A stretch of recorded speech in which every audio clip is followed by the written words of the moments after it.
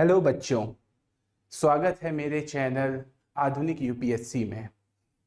मैं आपका दोस्त पीयूष और आज हम लोग पढ़ने जा रहे हैं प्रियम्बल। तो जैसे आप जो है मेरा थंबनेल देख सकते हैं, प्रियम्बल बेसिकली है क्या। देखिए, जब कोई घर बनाता है तो उसके घर के सामने जो है एक दरवाजा होता है, एक खिड़की होती है, एक गेट होता है। वो खिड़की से जो है वो इंसान उस घर के अंदर का जो है पूरा नज़ारा जो है समझ सकता है कि इसके अंदर क्या है। और यही सेम चीज़ जो है हमारा प्रियम्बल हमको बताता है। हमारे संविधान में, हमारे कॉन्स्टिट्यूशन में जो जो शब्द लिखा है, जिस जिस शब्द का जो जो मीनिंग लिखा है, उस शब्द को शॉर्ट करके उस चीज़ का एक वर्ड की मीनिंग लगा के कि आपको समझ आ सके कि इसकी क्या फील है, इसका क्या चीज है, वो चीज पूरी की पूरी जो है हमारे प्रियम्बल में लिखी हुई है। अब आप सोचिए, आप कोई भी बुक खोलते हैं तो बुक में मोस्ट प्रॉब्ली आप पॉलिटी के लिए लक्ष्मीकांत पढ़ते हो, वो सही बुक है। मैं आपसे यही कहूंगा, बहुत लोग आएंगे यूट्यूब पे या कहीं पे भी, वो लोग जो है आपको बोलेंगे कि ये करिए वो करिए। भाई, यूपीएससी कुछ अलग करने से नहीं निकलता है। यूपीएससी जो सब कर रहे हैं वही आपको करना है, क्योंकि वो कोई गलत नहीं कर रहे हैं। वो 10 साल 12 साल से जो है सेम चीज करते आ रहे हैं। बट आपको क्या अलग करना है, आपको अपनी कंसेप्चुअल क्लैरिटी उस चीज पे बहुत अच्छे से लानी है। भाई, अगर पेपर देखोगे ना तो एनसीईआरटी से भी जो है कितने क्वेश्चन बन जाते हैं यूपीएससी में। आप कहोगे 6, 7, 8 की एनसीईआरटी की क्या वैल्यू होगी सर, यूपीएससी तो इतना हाई लेवल का एग्जाम है। पर जो है एनसीईआरटी बेस्ड क्वेश्चन आते हैं और उसी हिसाब से मैं आपसे अपना अगर मेरे को कुछ मानते हो तो मैं यही कहूंगा कि आपको कोई भी दुनिया की जितनी भी हाई फाई बुक पढ़नी है, डीडी बासु पढ़नी, कुछ भी पढ़नी है, आप पढ़िए, आप स्वतंत्र हैं। बट तब पढ़िएगा जब आपकी लक्ष्मीकांत जो है पूरी कंप्लीट हो जाएगी। और ये लक्ष्मीकांत कंप्लीट कराऊंगा, मैं कराऊंगा। और आप देखिएगा जिस तरीके से, जिस आसान भाषा में मैं आपको लक्ष्मीकांत जो है आपके दिमाग में डालूंगा, आप खुद समझ जाएंगे कि जो है ये एक फिल्म की स्क्रिप्ट की तरह आपके नसों में जो है बहने लगेगी। और इसी तरीके से चलिए, आइए आज की हम क्लास स्टार्ट करते हैं। हाँ, तो मैं आपसे एक चीज बता रहा था जो मैं बाद में भूल गया, कि जब आप कोई बुक खोलते हैं तो बुक में जो है स्टार्टिंग में जो है इंडेक्स लिखा होता है और उसके बाद जो है अंदर चैप्टर्स लिखे रहते हैं। तो जब आप उस इंडेक्स को पढ़ते हैं तो आपको अंदाजा लग जाता है कि इस चैप्टर्स में, इस बुक के अंदर क्या लिखा हुआ है। अब आप ये सोचिए कि इस चीज को क्रिएट करने के कितने तरीके हो सकते हैं। इस चीज को मेरे हिसाब से 2 तरीके से क्रिएट किया जा सकता है। पहला तरीका ये कि आप इंडेक्स लिख दीजिए और इंडेक्स के अकॉर्डिंग जो है आप अपना जो है चैप्टर्स प्लान करिए। दूसरा तरीका ये, जो आप पहले अपने पूरे चैप्टर्स लिख दीजिए और उसका एसेंस जो आपको समझ में आता है उसको आप इंडेक्स में लगाइए। और यही सेम चीज भारत के संविधान और अमेरिका के संविधान, अमेरिकन कॉन्स्टिट्यूशन ने यही किया है। अमेरिकन कॉन्स्टिट्यूशन ने पहले अपना प्रियम्बल लिखा, फिर उसके बाद जो है अपना संविधान लिखा। पर भारत का कॉन्स्टिट्यूशन, और मैं आपको एक बात प्रूव भी करूंगा जो मैं कह रहा हूं, कि भारत ने अपना पहले संविधान लिखा, अपना कॉन्स्टिट्यूशन लिखा और उसके बाद जो है भारत अपना जो है प्रियम्बल लिखा। भारत ने पहले पूरे कॉन्स्टिट्यूशन को लिख लिया, पूरा उसका एसेंस समझ लिया और जो निचोड़ के उसमें से एसेंस मिला, उस एसेंस को उठा के जो है भारत ने अपने जो है प्रियम्बल में लिख दिया। और ये चीज मैं आपको अभी आगे जो है प्रूव करूंगा। तो आइए आज की क्लास जो है स्टार्ट करते हैं। और स्टार्ट करेंगे हम पहले जो है, हम सबसे पहले प्रियम्बल को एक बार as it is word by word जो है पढ़ लेते हैं। जो है हमारा जो संविधान, हमारा जो प्रियम्बल, जो हमारा पहला चैप्टर है प्रियम्बल, जिससे कॉन्स्टिट्यूशन हमारा स्टार्ट होता है, उसकी स्टार्टिंग कैसे होती है? We the people of India. इसका मतलब क्या है we the people of India का? थोड़ा ठहरिए और सोचिए कि we the people of India से कहना क्या चाहता है हमारा कॉन्स्टिट्यूशन। हमारा कॉन्स्टिट्यूशन वी द पीपल से ये कहना चाहता है कि जो हमारी सोर्स ऑफ पावर है, जो हमने जिसको पावर दी है अपनी संविधान बनाने का, वो और कोई नहीं, वो कोई यूएन नहीं है, वो हमारा कोई ब्रिटिश पार्लियामेंट ने नहीं हमारा बनाया था कॉन्स्टिट्यूशन। हमारा संविधान हमारे देश के लोगों ने बनाया था। हमारे देश के लोगों को पावर इस we the people of India से रिफ्लेक्ट करता है। मैं इसमें आपको जो है कॉन्स्टिट्यूशन की 2 थ्योरीज बताता हूं।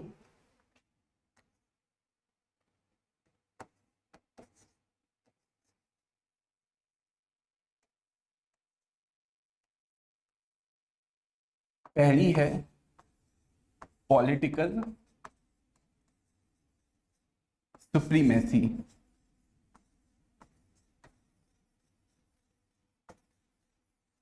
पॉलिटिकल सुप्रीमेसी और दूसरी है पॉपुलर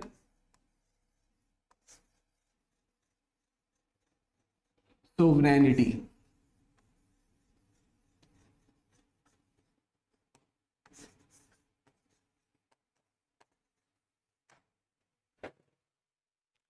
पॉलिटिकल सुप्रीमेसी क्या है, इसको आसान भाषा में समझिए। जो ब्रिटिश का जो कॉन्स्टिट्यूशन है, ब्रिटिश में क्या होता है कि ब्रिटेन में पार्लियामेंट वहाँ की सुप्रीम पावर है। जो चीज़ वो वहाँ की पार्लियामेंट ने बना दिया, फिर उसको जो है चेंज कर पाना या कुछ भी कर पाना बहुत डिफिकल्ट, क्योंकि उनने अपनी सारी पावर जो है वहाँ के पार्लियामेंट को दे रखी है। तो पॉलिटिकल सुप्रीमेसी जो है पार्लियामेंट की सुप्रीमेसी है।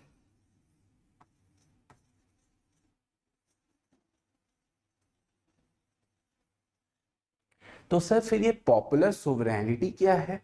तो पॉपुलर सोवरेनिटी ये है जो हमारे संविधान का जो नींव है, जो मैंने आपको बताया कि हमने पावर जो दी है अपने लोगों को दी है, अपनी जनता को दी है, अपनी कॉमन सिटीजन को दी है। जब हमारे फाउंडिंग फादर्स ऑफ कॉन्स्टिट्यूशन के सामने ये सवाल आया कि हम किसके सोर्स में किसको पावर बनाएं, क्या हम पार्लियामेंट को पावर बनाएं, क्या हम जो है यूएन को पावर बनाएं, क्या हम प्रेसिडेंट को पावर बनाएं, क्या हम प्राइम मिनिस्टर को पावर बनाएं, उन्होंने कहा नहीं, ना हम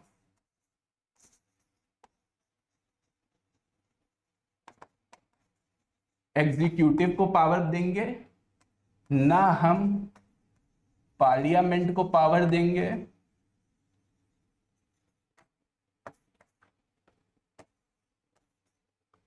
और ना ही हम जो है जुडिशरी को पावर देंगे। हम अगर पावर देंगे तो पीपल ऑफ इंडिया को पावर देंगे। चलिए आगे की कहानी पढ़ते हैं। We the people of India having solemnly resolved to constitute India into sovereign, socialist, secular, democratic republic। ये हमारा नेचर ऑफ इंडिया है। अगर आप लोग जो है भारत का पूरा नाम जानते होंगे तो हमारे भारत का नाम है रिपब्लिक ऑफ इंडिया, और जहाँ हमारे पड़ोसी देश हैं उनका पूरा नाम है इस्लामिक रिपब्लिक ऑफ पाकिस्तान। तो हमारा जो है कोई भी हमारे देश के आगे, हम एक सेकुलर देश हैं, और इसकी जो है हम बात आगे करेंगे। अभी मैं आपको एक ब्रीफ दे रहा हूँ कि हमारे जो है प्रियम्बल में क्या लिखा है, और मैं इसको पूरा तोड़ूंगा आपके सामने, एक एक चीज तोड़ूंगा, आप देखिएगा अभी।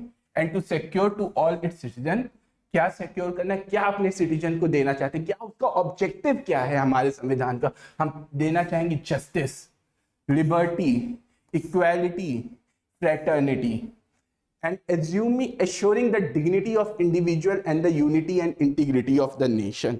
तो फ्रेटर्निटी एक सिंपल सा हम ब्रदरहुड भाईचारा नहीं दे रहे हैं। फ्रेटर्निटी की हम यहाँ पे एक ब्रॉड डेफिनेशन ले रहे हैं, और वो ब्रॉड डेफिनेशन है unity and integrity of the nation and dignity of the individual. Article 21 clearly talks about the dignity of the individual. अगर राइट टू लाइफ है किसी को, तो उसकी लाइफ में जो है डिग्निटी होनी चाहिए। उसको जो है आप कोई जानवर की तरह नहीं बांध के रख सकते हैं, उससे कोई आप बॉन्डेड लेबर की तरह काम नहीं करवा सकते हैं। आप जो है उसको लाइफ विद डिग्निटी देंगे। अब मेरी लास्ट लाइन पढ़िए, जो मैंने आपसे अभी थोड़ी देर पहले कहा था कि मैं आपसे प्रूव करूंगा कि जो है हमारा प्रियम्बल जो है सबसे लास्ट में लिखा गया था in our constituent assembly this 26th day of November 1949। इसको भाई जो है अपने एकदम दिमाग में बसा लो, इसको एकदम अंदर रख लो, क्योंकि ये डेट जो है आपको एग्जाम्स में बहुत पूछी जाएगी कि हमारा प्रियम्बल किस दिन अडॉप्ट हुआ था। और जो है उसमें पहला और सबसे पॉपुलर ऑप्शन रहता है 26 जनवरी 1950। 26 जनवरी 1950 को हमारा कॉन्स्टिट्यूशन एनफोर्स हुआ था, वो जो है फोर्स लागू हुआ था। पर जो है असेंबली ने, जो कॉन्स्टिट्यूएंट असेंबली थी हमारी, जिन्होंने प्रियम्बल अडॉप्ट किया था, वो था 26 नवंबर ऑफ 1949। अब मैं आपको एक बात बता रहा हूँ, तो हमारी जो कॉन्स्टिट्यूएंट असेंबली थी वो 9 दिसंबर 1946 को जो है फॉर्म हुई थी। मैंने क्या डेट बोली, 9 दिसंबर 1946, और उनके फर्स्ट प्रेसिडेंट थे डॉक्टर सच्चिदानंद सिन्हा।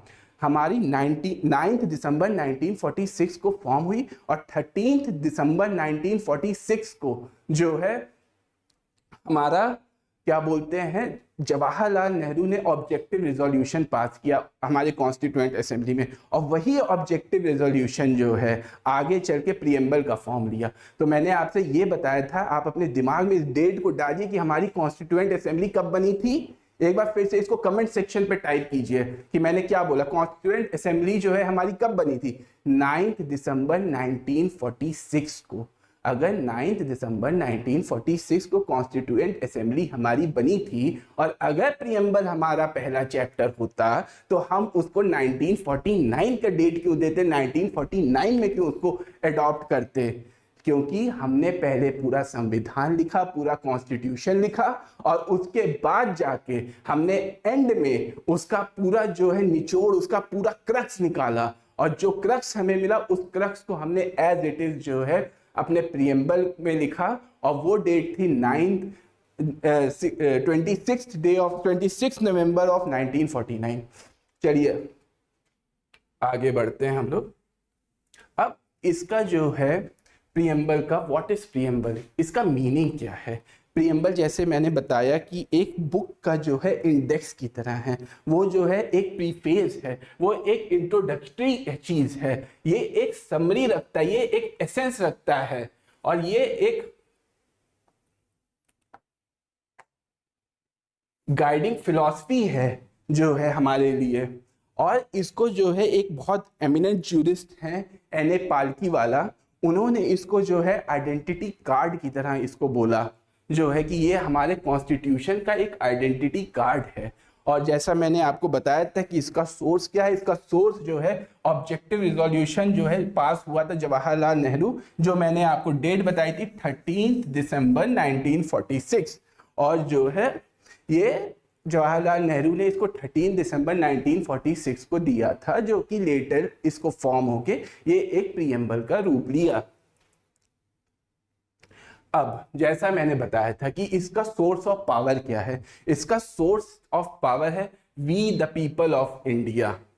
हमने अपने सिटीजन को वो पावर दिया कि जो है हमारे सिटीजन जो है इसको संविधान के जो है उस पावर वहाँ, हमारा संविधान वहाँ से लिया जाएगा, ये कोई पार्लियामेंट का पावर नहीं है। और आज हमारी पार्लियामेंट अगर लिमिट होती है तो वो कॉन्स्टिट्यूशन से लिमिट होती है। इसी में मैं आपको एक टर्म समझाना चाहूँगा जो एग्जाम में बहुत पूछा जाता है,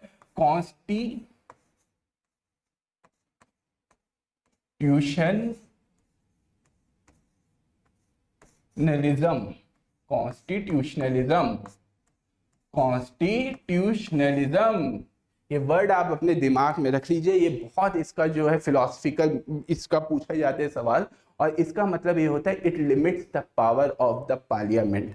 हमारा पार्लियामेंट को बाध्य बना देता है कि जो है तुम्हें under the constitution he enact करना है, तुम अपने मन से कोई भी एक्ट या अपनी कोई भी लॉज जो है नहीं ला सकते हो। तो हमारे यहाँ जो कॉन्स्टिट्यूशन अमेंडमेंट होता है तो उसमें अगर आपको पता होगा केशवानंद भारती केस में कि हमारे पास जो है बेसिक स्ट्रक्चर डॉक्ट्राइन आया था, तो उस बेसिक स्ट्रक्चर डॉक्ट्राइन से हमें क्या पता चला था कि पार्लियामेंट के पास अमेंडिंग पावर्स तो है, पर पार्लियामेंट पूरे कॉन्स्टिट्यूशन को नहीं अमेंड कर सकता। पार्लियामेंट जो है उसी पार्ट को अमेंड कर सकता है जो बेसिक फीचर्स में मेंशन नहीं है। और डेट ऑफ एडॉप्शन जो मैंने आपको बताया था 26 नवंबर 1949। मैंने आपको एक समरी दे दी, अब आगे जो है मैं इसको बस तोड़ रहा हूँ, तो आपको काफ़ी चीज़ें लगेंगी कि ये तो बहुत रिपीटेटिव है, पर ये जो है मैंने आपके दिमाग में एक ट्रेलर डाल दिया था मूवी का, और जैसा मैंने आपको बताया ये इसको बस एक मूवी की तरह देखिए और फिर देखिएगा कितनी मज़ा आने वाली है आज की क्लास में आपको। अब इसका जो है ये हमारे देश को, हमारे संविधान हमको जो है हमारा देश कैसा बनाना चाहता था। Nature of the state, sovereignty, संप्रभुता। संप्रभुता का क्या मतलब है कि इंडिया जो है एक इंडिपेंडेंट नेशन है, हम किसी के दबाव में आके अपने डिसीजंस नहीं लेते हैं, चाहे वो डिसीजंस जो है कुछ भी हो, अगर हम यूएन का पार्ट हैं, अगर हम कॉमनवेल्थ का पार्ट हैं, अगर हम G20 का पार्ट हैं, अगर हम G7 का पार्ट हैं, बट कोई भी हमें जो है ये नहीं कह सकता कि आप हमारा सिग्नेटरी हैं, आपने हमारे से टर्म्स साइन किए हैं, एग्रीमेंट साइन किया है और हम डिक्टेट करेंगे। अगर कुछ टाइम पहले की बात याद हो, जब ऑपरेशन सिंदूर हुआ था इंडिया और पाकिस्तान के बीच में जो है, बट उस समय USA was very excited to mediate between India and Pakistan, but India said कि नहीं, it is our own problem and we wish solve it bilaterally. हमने किसी एक्सटर्नल पावर, चाहे वो यूएन हो, चाहे वो यूएसए हो, चाहे वो दुनिया का कोई भी जो है एग्रीमेंट हो या फोर्स हो, किसी को भी हमने अलाउ नहीं किया। तो हमारी सोवरेनिटी जो है सबसे ऊपर है। अब जो है एक वर्ड है सोशलिस्ट। सोशलिस्ट हमारे ओरिजिनल कॉन्स्टिट्यूशन में नहीं था, ये बात आप अपने दिमाग में डाल दीजिए। हमारे संविधान को 42nd कॉन्स्टिट्यूशन अमेंडमेंट एक्ट हुआ था 1976 में, और उसमें हमने जो है 3 वर्ड डाले थे। उसमें एक वर्ड था सोशलिस्ट, दूसरा था सेकुलर और तीसरा था इंटीग्रिटी। ये 3 वर्ड्स मैं अभी आपको आगे भी बताऊंगा, बट अभी मैं आपको एक ब्रीफ आइडिया दे दे रहा हूँ। अब सोशलिस्ट का मतलब क्या होता है? सोशलिस्ट हमारे यहाँ जो है मिक्स्ड इकोनॉमी है। हमारे यहाँ पब्लिक ओनर्स भी हैं और प्राइवेट ओनर्स भी हैं। ऐसा नहीं है कि हमारे यहाँ प्राइवेट कंपनीज नहीं एक्ट करती हैं, हमारी प्राइवेट कंपनीज भी हैं और पब्लिक कंपनीज भी एज इट इज़ जो है उतना ही वो अपना काम करती हैं।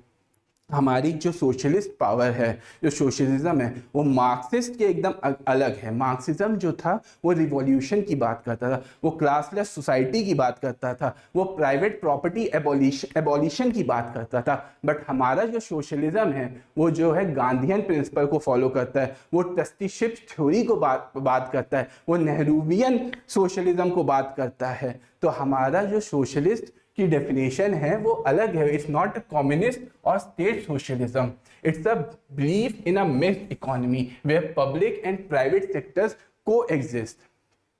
सेकुलर जैसे मैं आपको बता रहा था, सेकुलर जो है बेसिकली 2 टाइप के सेकुलरिज्म होते हैं। एक होता है वेस्टर्न सेकुलरिज्म और एक होता है इंडियन सेकुलरिज्म। वेस्टर्न सेकुलरिज्म क्या है? वेस्टर्न सेकुलरिज्म ये है कि हमने रिलीजन बेसिकली चर्च में आप मान लीजिए, चर्च या रिलीजन जो भी आपको सही समझिए, चर्च और स्टेट के बीच में हमने एक वॉल क्रिएट कर दी है। अब ऐसा है कि चर्च स्टेट के मैटर पे इंटरफेयर नहीं करेगा और स्टेट जो है चर्च के या रिलीजियस थिंग्स पे जो है इंटरफेयर नहीं करेगा। बट हमारी जो इंडियन सेकुलरिज्म है, it follows equidistant principle. Equidistant principle क्या है? कि हम सब सर्वधर्म संभव, हम सारे धर्मों को एक तरीके से, एक नजरिए से देखते हैं। हमारे लिए जो है ये हमारा स्टेट होता है बीच में, और यहां से हमारे डिफरेंट रिलीजन 1, रिलीजन 2, रिलीजन 3 और रिलीजन 4, ये हमारे सारे जो रिलीजन्स होते हैं ये इक्विडिस्टेंट होते हैं। ऐसा नहीं है कि कहीं हमने ये मान के रखा है कि हम इंटरफेयर नहीं करेंगे। अगर हमें कोई भी प्रैक्टिस ऐसी लगती है रिलीजन में कि जो है ये गलत है, यहाँ पे जो है हमें इंटरफेयर करने की जरूरत है, चाहे वो टेम्पल एंट्री की वाली दिक्कत हो, चाहे वो सबरीमाला वाली इशू हो, चाहे वो ट्रिपल तलाक वाला इशू, वहां पे जो है स्टेट ने इंटरफेयर किया है। और स्टेट जो है बकायदा सारे धर्मों को इक्वली प्रमोट भी करता है। अगर हम चाहे वो हज सब्सिडी की बात कर लें, चाहे वो कुंभ की ऑर्गेनाइजेशन की बात कर लें, लास्ट ईयर फरवरी में जो यूपी में हुआ था, तो उसमें हम जो है सारे धर्मों को, सबको एक जैसा देखते हैं। और हमारा जो सबसे बड़ा रिपब्लिक ऑफ इंडिया, ये कोई भी धर्म को बेसिकली, जैसे मैंने बताया कि हमारा जो पड़ोसी है इस्लामिस्ट रिपब्लिक ऑफ पाकिस्तान, उसने अपने देश के नाम पे ही बता दिया है कि व्हाट वी रिप्रेजेंट। उसने पहले ही बता दिया कि हमारा इस्लामिस्ट जो है, उसने अंडरलाइन किया है। बट हमारे देश ने कभी भी इस चीज को नहीं किया। हम जो है एक सेकुलर नेशन है, जहाँ पे हम सारे धर्मों की उतनी ही इज्जत करते हैं और यहाँ पे जो है ब्रदरहुड की तरह सब लोग रहते हैं। अब आगे चलते हैं। और मैंने आपको बताया था सोशलिस्ट 42nd अमेंडमेंट से आया था कॉन्स्टिट्यूशन के, एंड सेकुलर ये भी 42nd कॉन्स्टिट्यूशन अमेंडमेंट में आया था।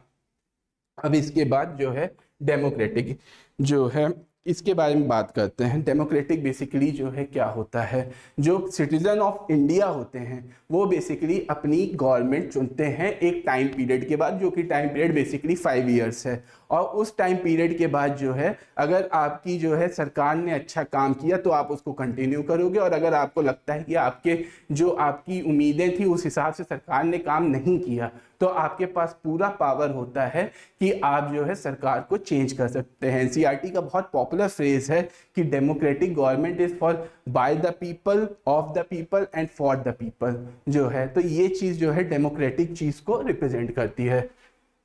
रिपब्लिक, ब्रिटेन में क्या होता है कि वहां पे मोनार्ची सिस्टम है।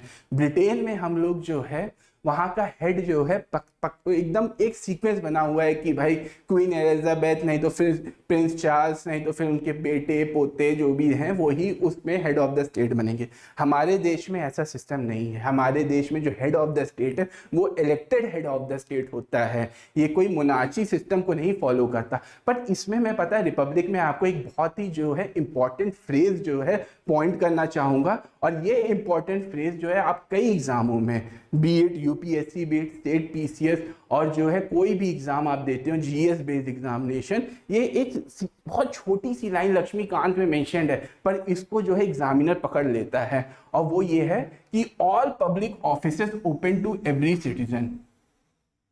ये एक रिपब्लिक का फीचर है जो है, ये चीज आपसे एग्जाम में पूछी जाएगी।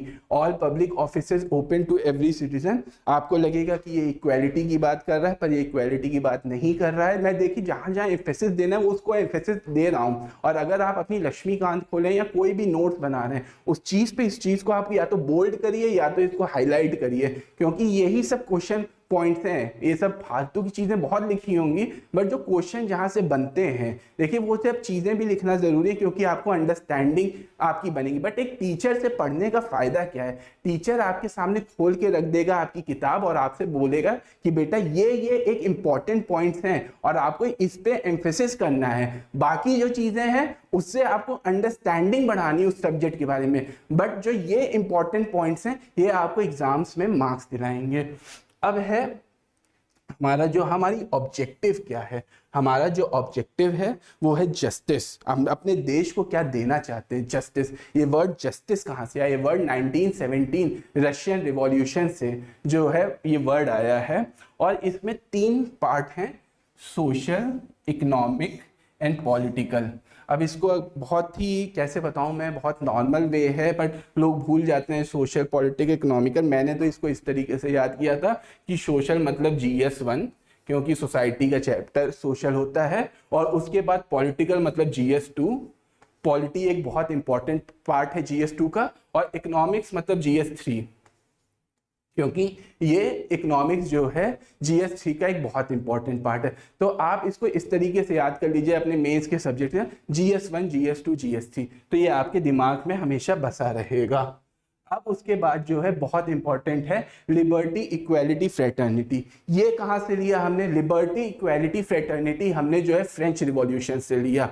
और जो है लिबर्टी जो है एक रेस्ट्रिक्टेड लिबर्टी है जो आर्टिकल 19 में जो है आपको रेस्ट्रिक्ट करती है कि आप आप ऐसा नहीं कि आपको लिबर्टी मिली आप कुछ भी कह सकते हैं, ऐसा नहीं है। आपके पास जो है एक एब्सोल्यूट रेस्ट्रिक्शंस है कि आप क्या बोल सकते हैं क्या नहीं बोल सकते।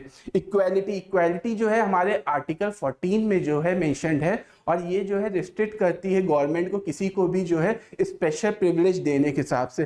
कुछ चीजें हैं जैसे हमारे प्रेसिडेंट और गवर्नर के ऊपर जो है उनको एक स्पेशल इम्यूनिटी मिलती है, be it the case of the criminal case और be it the case of the civil cases. Criminal cases जब तक वो ऑफिस में है उनके ऊपर नहीं इनैक्ट हो सकते हैं, और सिविल केसेस जो है 14 डेज की नोटिस के बाद जो है उस पर उनके ऊपर चार्ज स्टार्ट हो सकता है। तो ये एक उनके ऊपर जो है स्पेशल प्रिविलेज है। इसके अलावा हमारे देश में, हमारे संविधान में हमने अपने सिटीजन को सबको जो है एक समानता से देखा है, सबको इक्वालिटी दी है, be it prime minister, B it any person in the country, सबके पास जो है इक्वालिटी है। The one that is fraternity मैंने आपको बताया था कि it is a broader term, it's not only about the common brotherhood या भाईचारा, it's also about the unity and the integrity of the nation. The word integrity, ये word integrity जो है 42nd कॉन्स्टिट्यूशन अमेंडमेंट एक्ट 1976 में जोड़ा गया था। और जो है यूनिटी आपको पता ही है, और डिग्निटी ऑफ द इंडिविजुअल जो मैंने आपको बताया था कि आर्टिकल 21 राइट टू लाइफ जो है आपको बताता है। अब ये कुछ फिलोसफिकल सोल ऑफ इंडिया है। अब ये फिलोसफीज है जो डिफरेंट चाहे वो के एम मुंशी हो, चाहे अर्नेस्ट बाकर हो, चाहे पंडित ठाकुर दास भार्गव हो और एम हिदायतुल्ला हो। ये फॉर्मर चीफ जस्टिस है एम हिदायतुल्ला। के एम मुंशी ने कहा है कि are preamble is the horoscope of our sovereign democratic republic, and Pandit Thakur Das Bhargav ने कहा the most precious part of the constitution, it is the soul, a key, a jewel set in the constitution। ये मैंने क्यों लिखा है? ये मैंने उन बच्चों के लिए लिखा है जो मेंस की प्रिपरेशन करते हैं। आप जब मेंस में प्रीएम्बल के बारे में क्वेश्चन पूछा जाएगा तो आपको बताना पड़ेगा कि आप जो है पढ़े लिखे पढ़ के आए हो बच्चों, आपको अपना इंट्रोडक्शन जो है ऐसी चीजें आपको डालनी पड़ेंगी अपने इंट्रोडक्शन में, ताकि एग्जामिनर को लगे कि आपका आंसर जो है बाकी जो बच्चे नॉर्मली बस यही लिख के आ गए सोशलिस्ट सेकुलर डेमोक्रेटिक रिपब्लिक, ये है, ये आपको भी लिखना है, बट आपको कहीं ना कहीं जो आधे मार्क्स जो आपको स्टैंड आउट कराएगा सब बच्चों से, वो चीज जो है आपको, ये सब चीजें जब आप लिखेंगे तो ये एक दो लाइन का है। ऐसे में आपको जो चैप्टर्स पढ़ाऊंगा उसमें जो इंपॉर्टेंट पॉइंट जो मैंने अपने यूपीएससी मेंस के टाइम पे मैंने पढ़ते समय जो बनाए होंगे अपने नोट्स, उसमें से मैं आपको कुछ ना कुछ जो है कोट्स जरूर दूंगा और ये आपको मेंशन करें। देखिए पॉलिटी जो है एक ऐसा सब्जेक्ट है, अगर इसमें आपने कोट्स, आर्टिकल्स और केस लॉज, ये तीनों चीजें अगर आपने नहीं मेंशन की तो आप मान के चलिए कि आपका आंसर जो है बहुत जेनेरिक आंसर होने वाला है और इस पे जो है आपको मार्क्स नहीं मिलेंगे। आपको अगर मार्क्स चाहिए तो आपको जो है केस लॉज, आपको जो है कोट्स और आपको आर्टिकल्स, ये आपको याद करना पड़ेगा, यही आपको स्टैंड आउट फीचर्स देंगे। अब ये बहुत इंपॉर्टेंट क्वेश्चन जो जुडिशरी के पास गया था कि is preamble a part of the constitution, ये चीज जो है आपको, जो मैं केस लॉज की बात कर रहा था, ये चीज मैं आपको बताना चाह रहा था उस टाइम पे। ये क्वेश्चन फर्स्ट टाइम अराइज हुआ बेरूबारी केस ऑफ 1960 में। इसमें जो है नेहरूवियन गवर्नमेंट और पाकिस्तान के बीच में कुछ विलेजेस का ट्रांसफर होना था और ये चीजें जो है फिर गई क्वेश्चन ये वाला जुडिशरी के पास। जुडिशरी ने उस टाइम पे बहुत नैरो इंटरप्रिटेशन दिया था और कहा था कि जो है preamble is not a part of the constitution. But उसके बाद जो landmark judgement of the Kesavananda Bharati case of 1973, उसमें जो है प्रीएम्बल, हमारी जुडिशरी या सुप्रीम कोर्ट ने कहा कि preamble is a part of the constitution and it rejected the older Berubari case. उसके बाद 1995 में जो एलआईसी केस था, उसमें जो है जुडिशरी ने फिर से इस बात को एम्फेसिस दी कि प्रीएम्बल इज एन इंटीग्रल, ये चीज आपके आंसर में होनी चाहिए, integral part of the constitution and preamble is inseparable from the constitution. अब इसका इंसेपरेबल फ्रॉम द कॉन्स्टिट्यूशन, इसको मैं अभी आने वाली स्लाइड में आपको बहुत जल्दी समझाऊंगा कि इसका मतलब क्या है।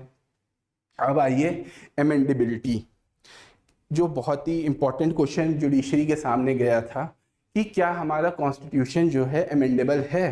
तो article 368 of the constitution gives parliament power to amend the constitution.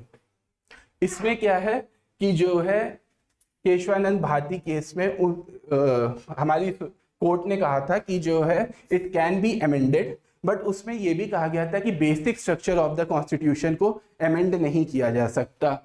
और उसके बाद 42nd अमेंडमेंट एक्ट ऑफ 1976 में प्रीएम्बल का द ओनली टाइम, जिस टाइम पे प्रीएम्बल जो है अमेंड किया गया था, और उसमें जो 3 वर्ड मैंने आपको बताए थे, सोशलिस्ट, सेकुलर और इंटीग्रिटी, ये 3 वर्ड ऐड किए गए थे और ये ओनली टाइम था, it's the only time in the last 75 और 76 ईयर्स ऑफ आवर कॉन्स्टिट्यूशन जब हमारे जो है पार्लियामेंट क्या प्रीएम्बल को अमेंड किया गया था।